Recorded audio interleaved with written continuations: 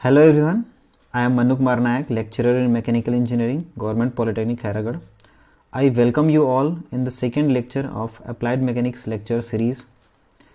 आज का टॉपिक है यूनिट सिस्टम, मात्रक प्रणाली।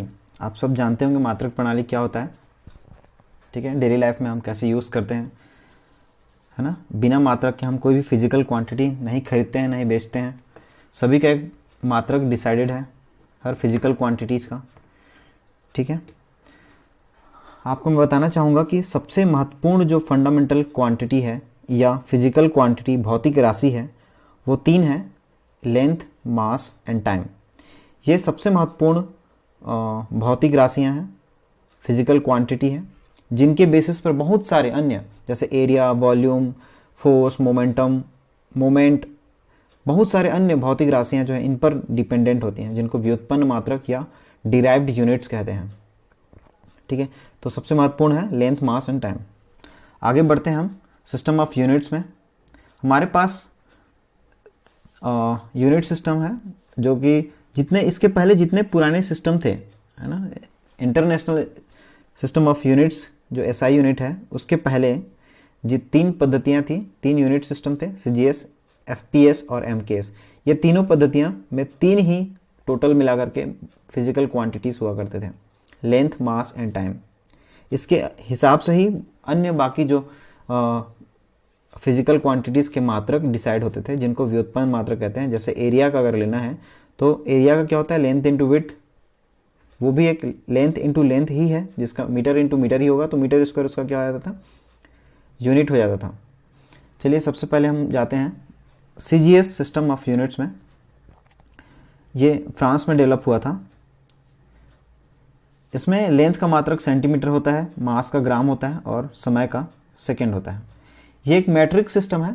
मैट्रिक सिस्टम कहने का मतलब ये है कि इसके जो कन्वर्जन है वो 10 के पावर में होते हैं। जैसे कि 10 millimetre equal to 1 centimetre, 10 centimetre equal to 1 decimetre, 10 decimetre equal to 1 metre, या 100 centimetre equal to 1 metre, 1000 metre equal to 1 kilometre.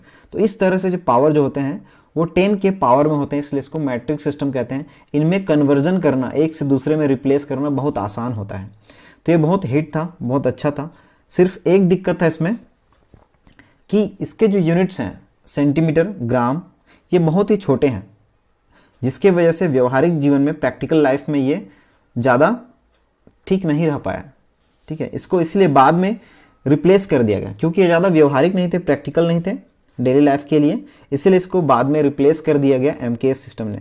मतलब एमकेएस सिस्टम जो आया वो इसको रिप्लेस कर दिया, ठीक है। दूसरा जो हमारा सिस्टम है वो एफपीएस है, फुट पाउंड सेकंड है, जिसमें लेंथ का मात्रक फुट है, मास का मात्रक पाउंड है, समय का सेकंड है। ये नॉन मेट्रिक सिस्टम है। डिसएडवांटेज है इसका, फुट पाउंड सेकंड जो सिस्टम है, यूनिट सिस्टम है, इसका एक डिसएडवांटेज ये है कि नॉन मेट्रिक सिस्टम है। 10 की पावर में इसका कन्वर्जन नहीं होता है। जैसे फुट का 1 फीट इक्वल टू 12 इंच होता है, 1 inch equal to 2.54 dash dash centimetre होता है। इस तरह से कन्वर्जन बहुत मुश्किल हो जाता है, इसके लिए कैलकुलेटर लग जाएगा फिर तो, ठीक है। आगे चलते हैं। तीसरा जो सिस्टम है जिसको एमकेएस सिस्टम है, जो सीजीएस सिस्टम को रिप्लेस कर दिया। इसमें लेंथ का मात्रक मीटर है, मास का किलोग्राम है और ये सेकेंड है। तो ये ठीक है, सीजीएस से तो ज़्यादा व्यवहारिक है, प्रैक्टिकल है, डेली लाइफ में इसका यूज़ है। लेकिन अभी जितने तीनों हैं, इन तीनों के में सिर्फ 3 फिजिकल क्वांटिटी है। ये भी मैट्रिक सिस्टम है, एमकेएस भी। जो अगला है हमारा, जो सबसे महत्वपूर्ण है, इंटरनेशनल स्टैंडर्ड है, एसआई सिस्टम है।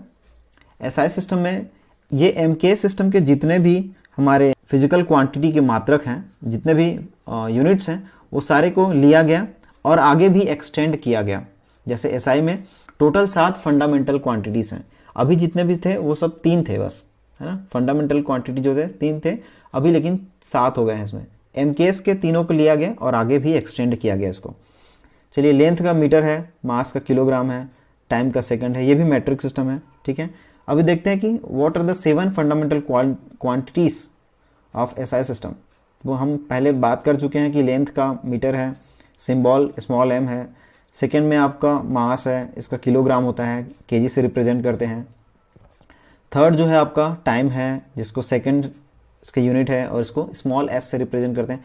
फोर्थ क्वांटिटी, अभी देखिए जितने भी और अन्य आप जो फिजिकल क्वांटिटीज जानते हैं, जैसे कि एरिया हुआ, एरिया का क्या हो जाता है metre into metre, metre square, उसका यूनिट क्या हो गया मीटर स्क्वायर।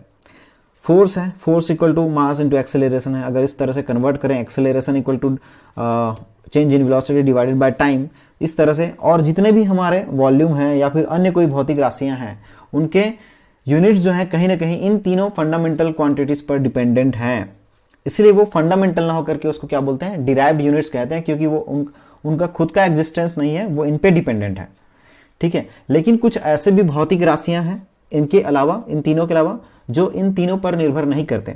चलिए देखते हैं आगे। जैसे टेम्परेचर है, टेम्परेचर अब ना तो लेंथ पे डिपेंड करता है, ना मास पे, ना टाइम पे, तो ये अलग ही हो गया, ये फंडामेंटल यूनिट हो गया, क्योंकि ये तीनों ऊपर के फंडामेंटल क्वांटिटीज पर निर्भर नहीं कर रहा है, ठीक है। इसका मात्रक क्या होता है अपना केल्विन है। टेम्परेचर क्या होता है डिग्री ऑफ हॉटनेस और कूलनेस, इसका संकेत है कैपिटल एक्स। इसके अलावा इसका डिग्री भी होता है ना, लेकिन इसका एसआई यूनिट क्या है केल्विन है। आप जब भी कैलकुलेशन करेंगे तो केल्विन में ही आपका रखेंगे। पांचवा जो है हमारा ल्यूमिनस इंटेंसिटी, जिसको चमक बोलते हैं, ठीक है। इसका है कैंडेला और इसको सीडी से रिप्रेजेंट करते हैं। ये भी किसी चीज़ों पर डिपेंड नहीं करता है, ये अपना खुद का एग्जिस्टेंस रखता है ना, ये किसी चीज़ पर निर्भर नहीं करता है। आपका छठवां जो फिजिकल क्वांटिटी है, फंडामेंटल क्वांटिटी है, वो करंट है, एम्पियर है, जिसको कैपिटल ए से संकेत में रिप्रेजेंट करते हैं, ठीक है। ये भी किसी चीज़ पर निर्भर नहीं करता। और जो लास्ट है अमाउंट ऑफ सब्सटेंस, पदार्थ की मात्रा, जिसका एसआई यूनिट मोल होता है, ठीक है। अब ये क्या है मोल है।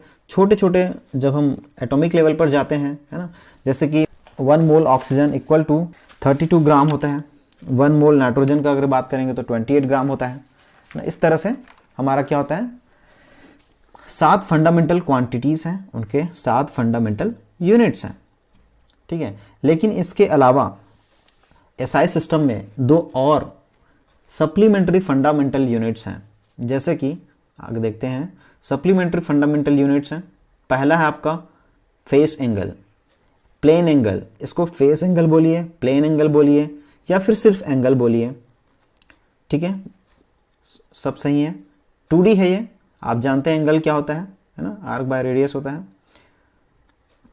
तो इसका ऐसा यूनिट है रेडियन है, सिंबल क्या है RAD है, इसको थीटा से रिप्रेजेंट करते हैं। इसका फार्मूला आता है theta equal to arc by radius. जो सेकंड हमारा सप्लीमेंट्री फंडामेंटल यूनिट है, क्वांटिटी है, सॉलिड एंगल है, ये 3D के लिए यूज होता है, इसका स्टेरेडियन है ना, इसको SR से रिप्रेजेंट करते हैं। और इसका SR equal to area, projected area on the sphere divided by radius का स्क्वायर, ये हो जाता है आपका फॉर्मूला आता है। तो देखते हैं इसमें फेस एंगल और ये सॉलिड एंगल में क्या डिफरेंस है, आगे के स्लाइड में देखेंगे। चलिए एंगल मान लेते हैं एक सर्कल है, सर्कल का सेंटर है ये, ठीक है, ये सेंटर हो गया। अभी हम क्या करते हैं इसमें 2 लाइन खींच देते हैं जो कि इसके सरकमफ्रेंस पे जाके मीट करेगा। अब हम क्या करते हैं इसमें एक आर्क खींचते हैं, इसको मान लेते हैं A है और ये B है, ठीक है। सपोज करते हैं कि कोई व्यक्ति A से लेकर के B तक जाता है, तो इसका आर्क कितना हो जाएगा इस रेडियस के सर्कल में, ये S हो जाएगा, ठीक है। ये S जो है आर्क क्रिएट करता है इसमें, तो ये एंगल कितना सबटेन करेगा यहाँ पर, इस सेंटर से कितना एंगल ये आर्क सबटेन कर रहा है, ये थीटा एंगल सबटेन कर रहा है। मान लेते हैं इसका रेडियस R है, तो इसको हम किस तरह से फॉर्मूला में लिखते हैं, theta equal to arc by radius लिखते हैं। ये क्या हो जाएगा S बाय R, ठीक है। ये थीटा जो होता है आप चाहे यहाँ लिखो, यहाँ बनाओ, ठीक है, ये थीटा को आप चाहे यहाँ लिखिए, ये छोटा दिखाई दे रहा है, ठीक है, लेकिन फिर भी ये थीटा ही है, इसका एंगल वैल्यू चेंज नहीं होगा, चाहे आप यहाँ बनाइए, ठीक है, इससे कोई फर्क नहीं पड़ता है। क्यों फर्क नहीं पड़ता है, क्योंकि ये S और R का जो डिवीजन होता है, S बाय R जब हम करते हैं, इनका डिवीजन जो होता है वो एक कांस्टेंट नंबर होता है, ठीक है। मान लेते हैं कि और कॉन्सेंट्रिक सर्कल ले लेते हैं और इसको आगे एक्सटेंड करते हैं, ये कर दिया एक्सटेंड, ये कर दिया एक्सटेंड। अब इसमें एक आर्क ले लेते हैं, वैसे ही हम कर देते हैं S डैश है, व्यक्ति जो है A डैश से B डैश तक जाता है। अब A डैश से B डैश तक इसका जो आर्क है वो S डैश ले लेते हैं। अब ये S डैश कितना एंगल सबटेन कर रहा है इस ओरिजिन पर, ये ओरिजिन है, कितना एंगल सबटेन कर रहा है, ये भी थीटा ही है।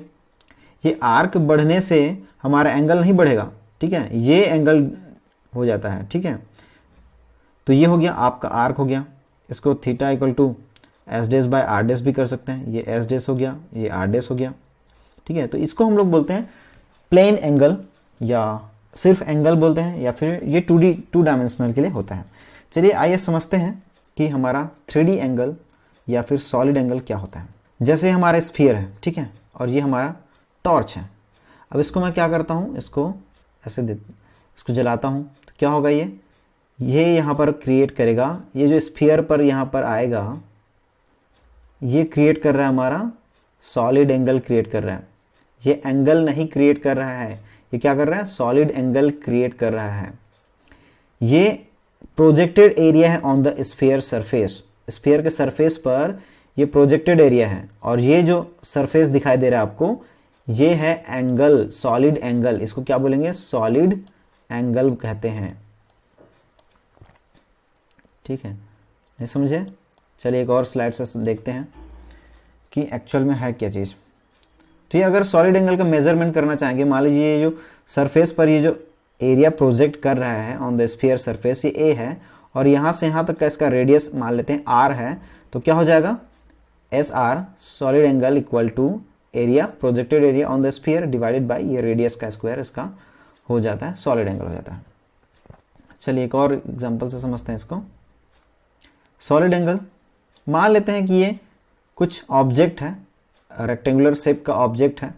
ठीक है, और हम मान लेते हैं कि यहाँ पर आँख है, किसी का ये आँख है। ठीक है, ये आँख है। अब यहाँ से क्या करूँगा, मुझे यहाँ से मैं देखना चाह रहा हूँ इसको, एक ए से मिलाता हूँ मैं इसको, चलिए मिला दिया। अब बी से मिला देता हूँ, ए भी बी से मिला दिया। अब अगर मैं यदि पूछूँ आपको कि ये जो लाइन है यहाँ से लेकर के यहाँ तक ये, ठीक है, ये कितना एंगल यहाँ पर सबटेन कर रहा है, ठीक है, कितना एंगल बना रहा है, तो ये तो बहुत आसान हो गया। ये कितना एंगल बना रहा होगा, इतना एंगल बना रहा होगा यहाँ पर। ठीक है, जब मैं सिर्फ ए बी इस लाइन को देखता हूँ तो मुझे बताना आसान हो जाता है, क्योंकि ये 2D एंगल है, कि ये इतना एंगल सबटेन कर रहा है, इतना एंगल बना रहा है। ये आँख है हमारा। ठीक है, अब यदि देखते हैं मैं कि सी से लाइन ड्रॉ कर देता हूँ, डी से लाइन ड्रॉ कर देता हूँ, और यदि मैं पूछता हूँ आपको कि ये कितना एंगल, यहाँ पर कितना एंगल बना रही है, तो क्या हो जाएगा, ये एंगल बना रहा है ये CD फेस के लिए। आप अपने आँख से देखिए, CD फेस को देखिए, कितना एंगल CD फेस बना रहा है आपके आँख पे, वो इतना बना रहा है। वैसे ही आप क्या कर सकते हैं, किसी एक लाइन को लेते हैं, कितना एंगल आपके आँख पर बना रहा है वो आपको पता चल जाता है। वैसे ही देखते हैं हम कि यहाँ पर CD ले लेते हैं, ठीक नहीं, ये BC लाइन को देखिए, BC लाइन को देखिए, ये BC लाइन कितना एंगल बना रहा है आपके आँख पे, ये इतना एंगल बना रहा है। वैसे ही एक और हो जाएगा, DA हो जाएगा, DA कितना एंगल सबटेन कर रहा है आपके आँख पे, इतना एंगल सबटेन कर रहा है। तो ये तो बहुत आसान हो गया है ना, क्योंकि ये 2D एंगल था, 2D एंगल को बताना आसान हो गया कि कितना एंगल सबटेन कर रहा है, हमको समझ में आता है। चलिए, तो हमारा ये सॉलिड एंगल क्या है, ऐसे होल कंप्लीट अगर इस चीज़ को देखूँ, अगर मैं किसी एक लाइन को ना देख करके ये पूरे ऑब्जेक्ट को देखता हूँ, ये पूरे रेक्टेंगल को देखता हूँ कि ये पूरा रेक्टेंगल इस आँख पर कितना एंगल सबटेन कर रहा है, अगर ऐसा देखता हूँ मैं, तो ये कितना कर रहा होगा। देखिए, ये जो एंगल कर रहा होगा, हम इसको समझने के लिए क्या करते हैं, यहाँ पर एक काम करते हैं कि ये स्फीयर काटता है। यहाँ पर कोई एक इमेजिनरी स्फीयर हम लोग मान करके चलते हैं, इमेजिनरी स्फीयर लेते हैं, और ये इन लाइन को काटता है। तो किस तरह से काटेगा, अगर स्फीयर काटेगा तो इसको ये काटेगा, ऐसा ऐसा कुछ काटेगा, ऐसा कुछ काटेगा, और ये कुछ इस तरह से ऐसा काटेगा। ठीक है, ऐसा काटेगा, और ये जो आपका सरफेस बनेगा, ये आपका सरफेस बनेगा। आप स्फीयर मान लो काटता है यहाँ पर, तो ये स्फीयर बनेगा, ऐसा कुछ काटेगा इस चारों लाइन को। तो ये जो आपका ये है, इसको बोलते हैं सॉलिड एंगल बोलते हैं। ये हो जाता है आपका सॉलिड एंगल। ठीक है, ये सॉलिड एंगल है। अभी मान लीजिए इसको हम आगे प्रोजेक्ट करते हैं। ठीक है, इसको एक स्फीयर ले आते हैं, आगे हमको इसको प्रोजेक्ट करना है। कैसे, इस लाइन को एक्सटेंड करता हूँ to the surface of the sphere, इस लाइन को भी आगे एक्सटेंड करता हूँ, इस लाइन को भी आगे एक्सटेंड करता हूँ, इस लाइन को भी आगे एक्सटेंड करता हूँ। ठीक है, आगे एक्सटेंड करते हैं लाइन को, और यहाँ पर क्या करते हैं, इसके सरफेस पे इसका प्रोजेक्शन लेते हैं। ये ऑब्जेक्ट का छाया, इस ऑब्जेक्ट का जो शैडो है वो किस तरह से यहाँ पर दिखाई देगा। देखिए मैं थोड़ा इमेजिन करना है इसमें, तभी समझ में आएगा। मान लेते हैं कि ये कटा ऐसा, ये गया ऐसा, ये गया ऐसा, और ये कुछ इस तरह से आपका, जो कुछ इस तरह से आपका सरफेस यहाँ पर बनेगा ये सरफेस। अगर मैं इसका शैडो देखूंगा, इस ऑब्जेक्ट का शैडो देखूंगा, यहाँ से कोई मान लीजिए टॉर्च है यहाँ पर, मान लीजिए यहाँ से शैडो देखूंगा तो किस तरह से दिखेगा, ये दिखेगा, इस तरह से कुछ बनेगा। ये है प्रोजेक्टेड एरिया, इसका प्रोजेक्शन, इसका शैडो, ये एरिया बन रहा है जो स्फीयर के सरफेस पर बन रहा है। अब इसको मान लेता हूँ एरिया ए है, मान लेता हूँ इसका जो एरिया निकल के आ रहा है, और इसको मान लेता हूँ रेडियस जो है यहाँ से यहाँ तक का आर है। तो यहाँ पर क्या हो जाएगा, solid angle equal to S R equal to a projected area on the sphere surface divided by radius का स्क्वायर। आई थिंक आप लोग समझ चुके होंगे कि सॉलिड एंगल क्या है और एंगल में क्या डिफरेंस है। ये जो सरफेस मिलता है ना, ये सरफेस मिलता है यहाँ पर, लेकिन किसी स्फीयर पर कटा हुआ होना चाहिए, है ना, जैसे यहाँ पर मिल रहा है, तो इसी को बोलते हैं हम लोग, बोलते हैं इसको आगे जितना भी एक्सटेंड कीजिए ये सॉलिड एंगल जो है उतना ही आएगा, क्योंकि ये जो डिवीजन होता है जैसे हमारा एंगल के केस में था वैसा ही डिवीजन इसमें भी है, ए बाय आर स्क्वायर जो है वो कांस्टेंट हो जाएगा। इसके जितना भी आगे एक्सटेंड करते जाएंगे ए बाय आर स्क्वायर कांस्टेंट हो जाएगा, जैसे वहाँ पर हमारा एंगल आया था। तो ठीक है, समझ गए होंगे I think.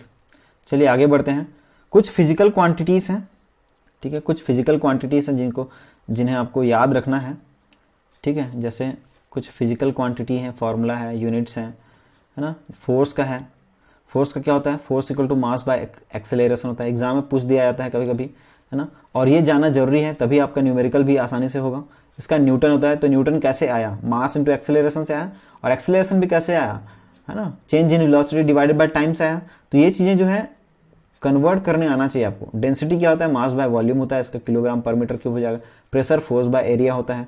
Work done force into distance in the direction of force होता है, जूल हो जाएगा इसका यूनिट। पावर का वर्क बाय टाइम होता है, वॉट हो जाएगा। वेलोसिटी हो जाएगा displacement by time, acceleration velocity by time, है ना। Moment of inertia, area moment of inertia ये 1/12 BH³ होता है, मीटर टू पावर 4 हो जाएगा। Discharge Q equal to volume by time होता है। Angular acceleration angular velocity by time होता है। Momentum equal to mass into velocity होता है। तो यूनिट इसका आप क्या कर सकते हैं, कैलकुलेट कर सकते हैं। इनको याद रखेंगे, एग्जाम पॉइंट ऑफ व्यू से इंपॉर्टेंट है ये, ठीक है। विस्कोसिटी होता है, कितनी मोटाई हो इसकी, है ना। विस्कोसिटी जैसे डीजल ज़्यादा विस्कस होता है as compare to petrol, oil कम विस्कस है एज कम्पेयर टू वाटर, है ना। तो जिसकी जितनी ज़्यादा मोटाई होती है उतनी उसकी ज़्यादा विस्कोसिटी होती है। तो विस्कोसिटी को हम लोग म्यू से रिप्रेजेंट करते हैं। विस्कोसिटी को किससे रिप्रेजेंट करते हैं, म्यू से रिप्रेजेंट करते हैं, ठीक है। मोमेंटम ये हो गया, moment equal to force into perpendicular distance, ये हमेशा परपेंडिकुलर डिस्टेंस होता है, तो इसका यूनिट क्या हो जाएगा, न्यूटन मीटर। यहाँ पर देखिए सारे के सारे, यहाँ पर ये देखिए ये क्या है, किलोग्राम मीटर क्यूब। ये पास्कल, पास्कल किससे बना, अगेन फोर्स बाय एरिया का स्क्वायर, तो फोर्स का, ये सारे के सारे क्या है, व्युत्पन्न मात्रक हैं, डिराइव्ड यूनिट्स हैं। इनका खुद का कोई यूनिट नहीं है, ये फंडामेंटल यूनिट्स पर डिपेंडेंट करते हैं। इनके यूनिट्स जो है वो फंडामेंटल यूनिट्स पर डिपेंडेंट हैं, ठीक है। तो ये सबको याद रखेंगे। आइए चलते हैं, फंडामेंटल यूनिट्स क्या है, मूल मात्रक क्या होते हैं। ऐसे मात्रक जो किसी अन्य मात्रक पर निर्भर नहीं करते, जो अपने आप में स्वतंत्र होते हैं। जैसे हमने बताया कि लेंथ का मात्रक होता है ना, क्या लिखा है, मूल मात्रक भौतिकी के मूल डायमेंशंस के मात्रक हैं, और मूल डायमेंशंस के जो मात्रक हैं उनको मूल मात्रक कहते हैं। ये अपने आप में स्वतंत्र होते हैं, किसी अन्य पर डिपेंड नहीं करते हैं, है ना। जैसे हमारा ये लंबाई का मात्रक मीटर है, और किलोग्राम है, सेकंड है, तो ये हमारे क्या हैं, मूल मात्रक हैं। और भी हम लोग एसआई सिस्टम में 7 फंडामेंटल क्वांटिटीज देखे हैं, तो 7 फंडामेंटल क्वांटिटीज के जो यूनिट्स हैं वो 7 फंडामेंटल यूनिट्स हैं, ठीक है। आगे चलते हैं, डिराइव्ड यूनिट्स क्या है। जैसे मैंने 2-3 बार रिपीट भी कर चुका हूं इसको, कि derived unit which is derived from the fundamental units. Derived units are derived from the fundamental units, इसको व्युत्पन्न मात्रक कहते हैं, ठीक है। वे मात्रक जो अपने आप में कोई एग्जिस्टेंस नहीं रहता है, दूसरे के ऊपर डिपेंडेंट रहते हैं, इनका खुद का यूनिट नहीं है, वो फंडामेंटल जो यूनिट्स हैं उनके ऊपर निर्भर करते हैं, ये उन्हीं से बनता है ये, ठीक है। जैसे एरिया ले लीजिए, वॉल्यूम ले लीजिए, डेंसिटी ले लीजिए, फोर्स ले लीजिए, मोमेंटम लीजिए, इसके पहले जो टेबल दिखा था सारे के सारे डिराइव्ड यूनिट्स, उनके मात्रक जो है डिराइव्ड यूनिट्स में आएंगे, ठीक है। जैसे एग्जांपल के लिए हम समझते हैं कि मान लीजिए एरिया का यूनिट हम लोग जानना चाहते हैं, कि हम ये जानना चाहते हैं कि एरिया जो है, एरिया का यूनिट फंडामेंटल यूनिट होगा कि डिराइव्ड यूनिट होगा। चलिए देखते हैं एरिया का यूनिट क्या होता है। हमको मीटर स्क्वायर मालूम है, क्या हो जाता है, मीटर स्क्वायर है। तो मीटर स्क्वायर को क्या मैं मीटर इंटू मीटर कर सकता हूं, ठीक है। Metre square equal to metre into metre. तो यहां मीटर क्या है, मीटर एक फंडामेंटल यूनिट है, किसका, लेंथ का, है ना, लेंथ का मीटर फंडामेंटल यूनिट है, और ये मीटर भी फंडामेंटल यूनिट है। चलिए देखिए ये फंडामेंटल यूनिट से मिलकर बना है नहीं, ये भी फंडामेंटल यूनिट है, ये भी फंडामेंटल यूनिट है, इन दो फंडामेंटल यूनिट से मिल करके बना हुआ है, तो ये फंडामेंटल यूनिट नहीं हुआ। एरिया का जो यूनिट है वो डिराइव्ड यूनिट्स हुआ।